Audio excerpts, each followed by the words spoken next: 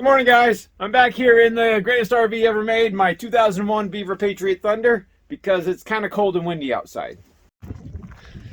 May not look like it, but it's cold and windy out here right now, even though it's sunny as can be. I just wanted to do a quick follow-up video to my previous video where I installed lights in the basement storage area. I really didn't plan on it being quite so popular as it was. It was just something I'm sharing with you guys. Now, don't worry.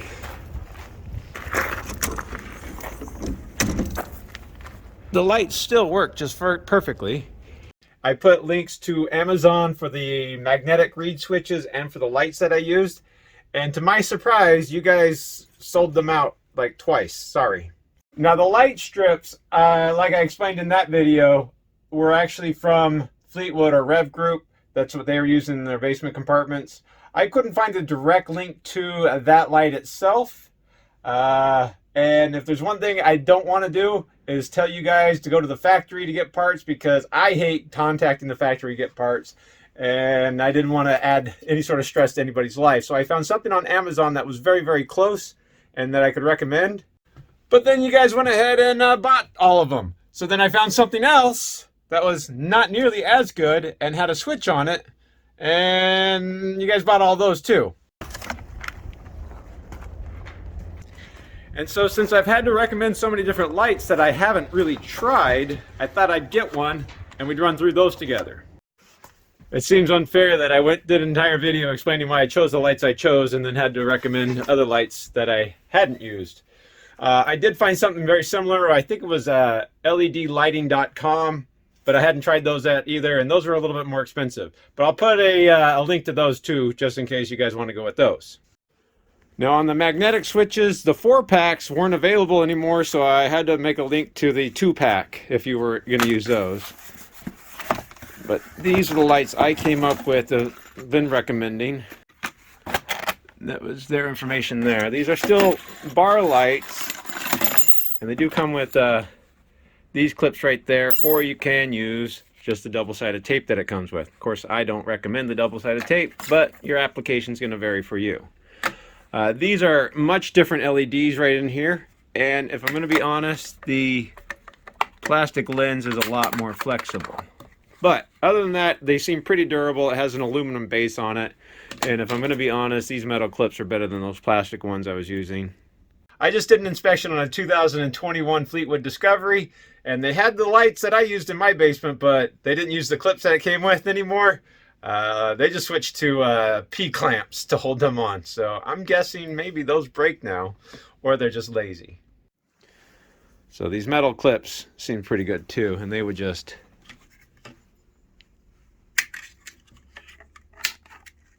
snap on just that easily. So pretty impressed with that. That means they're a lot more reusable than those plastic ones.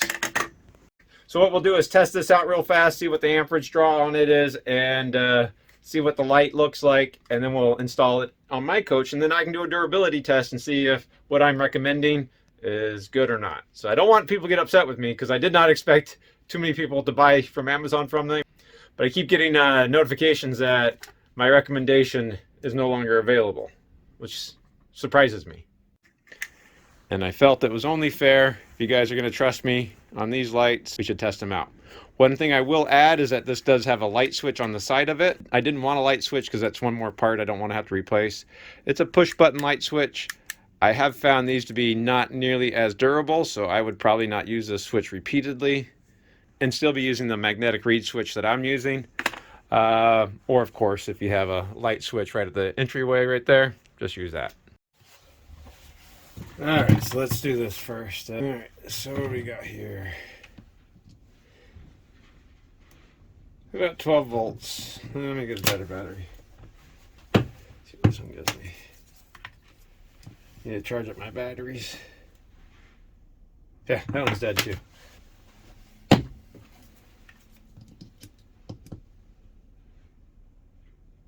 Alright, 12 volts it is. This over to milliamps, switch over my leads over to there. I'm going to select DC.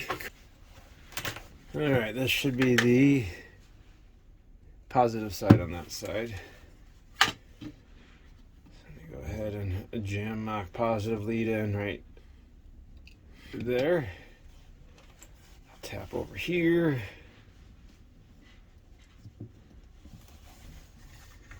All right, and put my negative lead over there. All right. So let me prop you guys up. Maybe you can see that better.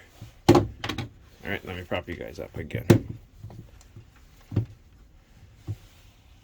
All right, so I can tell you this is a little bit whiter or bluer than I normally like, but it is bright. It says we're using 7 milliamps. So this is a little bit bluer than I like, but it's not completely blue. It is more of a white, a true white, not as yellow or warm as I completely like, but it's still not blue, so I'm still okay with that. 7 milliamps, a little bit higher than I would have liked, but there are a lot more LEDs on this. It should still be within the confines of these magnetic switches, so I think we're good on that still. That's a lot of LEDs on here. Saying it's 108 LEDs. We'll do one final test because why not?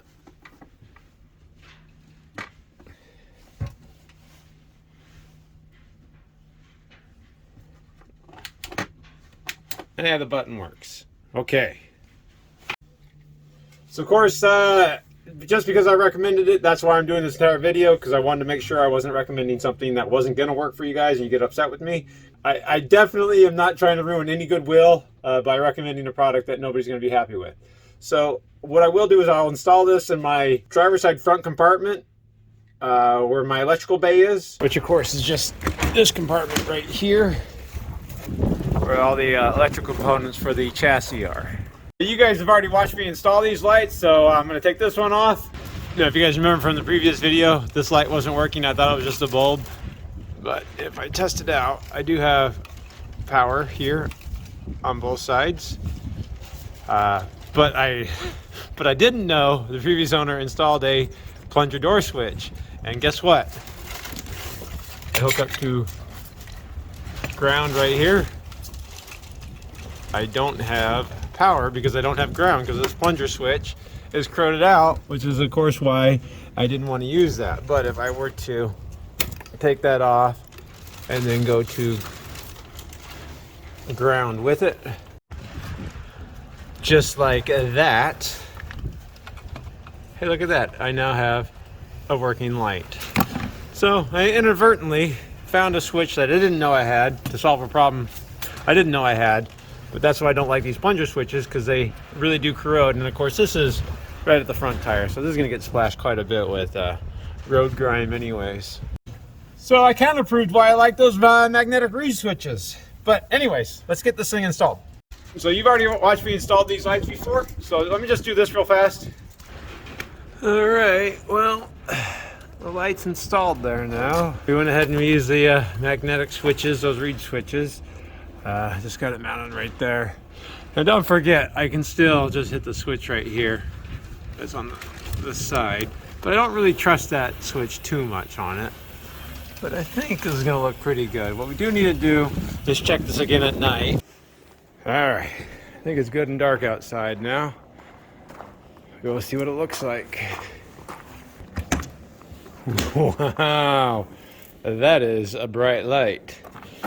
Sheesh. It's not even blue. I thought it was a lot bluer than this. This is a perfect white light. It's actually maybe a little bit better than that light. So it's a little bit brighter. There's a yellow light, and that's more of a white light. I know it kind of looks blue in comparison to this yellow one, but I kind of almost wish all of them were this bright. All right, well, that was a good test. I think I'm pleased. But the good news is that we did figure out the mystery of why that light wasn't working before. And if you're asking what all this big mess is right here, I spent some time taking all the 3M shield off the front of my Beaver Patriot Thunder, and it looks so good right now, guys. I'm really pleased with the way that turned out. Looks like a brand new coach, and it's 23 years old now. But at any rate, I'm actually pretty cold right now. I know it doesn't look cold, but it's cold. I'm gonna check inside with you guys. Like I said, I just wanted to make a quick video kind of explaining the other light that I guess I've been recommending on Amazon. I don't really like recommending a product I haven't tried. I felt it was probably going to be fine. The color of the light's a little bit off from what I would have preferred. The lens seems a little bit more flexible than what I would have preferred, but overall, the price is pretty good compared to Fleetwood and Rev Group. But these lights right here is what I was recommending. Really not too bad. Like I said, a little bit more flexible, but it does have a metal base to it. I think the Amazon pricing right now is about $6 a light, so pretty reasonable. I think it looks really good at night still. It does all the functionality that I wanted. We solved the mystery of why that light wasn't working before. I really appreciate all the support you guys have been giving the channel. I mostly put out the links just as a courtesy, so if you guys have any questions about what product to use or which product I'm using, you'll know which ones I'm using. Not really to make any real money off of it. I don't really make much off of Amazon whatsoever. It's a nominal amount. Buy a coffee or something like that. So I don't want to abuse your guys' trust. That's why I wanted to put this video together really quickly for you. And so thanks a lot again, and enjoy. I wanted to make a quick video about...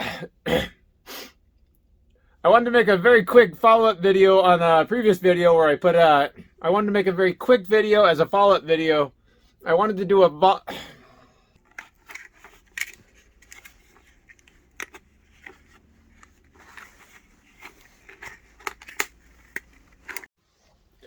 I wanted to do a quick follow-up video to the previous video where I installed basement compartment lights on my...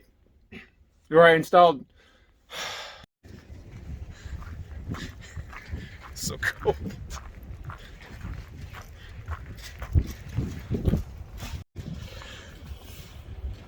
I'm actually pretty cold.